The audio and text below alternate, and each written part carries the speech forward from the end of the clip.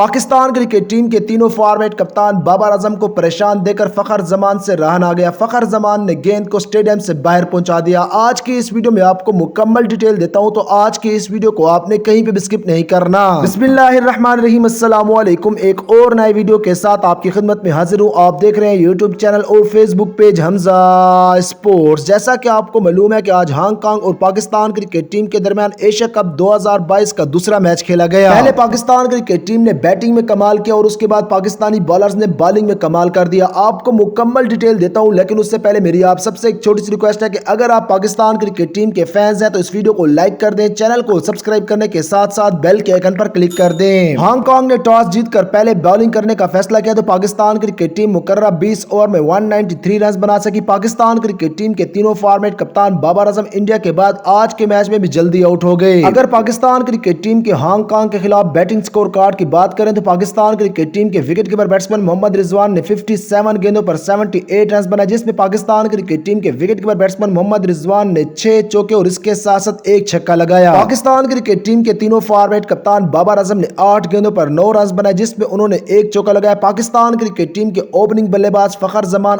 آج کے میچ میں چھا گئے۔ فخر زمان نے آج کے میچ میں 2 لمبے ترین چھکے لگائے، ایک چھکا انہوں نے گراؤنڈ سے باہر پہنچا دیا۔ میچ کے دوران پاکستان کرکٹ ٹیم کے تینوں فارمیٹ کپتان بابر اعظم پریشان تھے تو فخر زمان سے رہن آ گئے اور فخر زمان نے سٹرائک شروع کر دی۔ پاکستان کرکٹ ٹیم کے اوپننگ بلے باز فخر زمان نے آج کے میچ میں 41 گیندوں پر 53 رنز بنائے، جس میں انہوں نے 3 چوکے اور 2 چھکے لگائے۔ فخر زمان کے بعد پاکستان کرکٹ ٹیم کے مڈ آرڈر کے بیٹسمین خوش دل شاہ نے بھی آج پاکستان کرکٹ ٹیم کے فینس کے دل خوش کر دیے۔ خوش دل شاہ نے آج کے میچ میں 15 گیندوں پر 35 رنز بنائے، جس میں خوش دل شاہ نے 5 لمبے ترین چھکے لگائے۔ پاکستان کرکٹ ٹیم نے ہانگ کانگ کے خلاف مقررہ 20 اوور میں 2 کھلاڑیوں کے نقصان پر 193 رنز بنائے تو پاکستان کرکٹ ٹیم جب بالنگ کروانے آئے تو پاکستان کرکٹ ٹیم کے بالرز نے بھی پوری دنیا کو حیران کر دیا۔ پاکستان کرکٹ ٹیم نے ہانگ کانگ کی پوری ٹیم کو 38 رنز پر آؤٹ کر دیا۔ اگر آپ کو پاکستان کرکٹ ٹیم کے بالنگ سکور کارڈ کی بات بتاؤں تو نسیم شاہ نے 2 اوور میں 7 رنز دے کر 2 کھلاڑیوں کو آؤٹ کیا۔ اس کے ساتھ ساتھ شاہ نواز دھانی نے 2 اوور میں 1 اوور میڈن کروایا اور شاہ نواز دھانی کو 7 رنز لگے۔ اس کے ساتھ ساتھ شاہ نواز دھانی نے بھی ایک کھلاڑی کو آؤٹ کیا۔ فاسٹ بالر حارث روف نے 1 اوور کروایا، جس میں ان کو 6 رنز لگے اور حارث روف کوئی بھی ایک وکٹ حاصل نہ کر سکے۔ شاداب خان نے آج بہت ہی اچھی بالنگ کروائی ہے۔ شاداب خان نے 2.4 اوور میں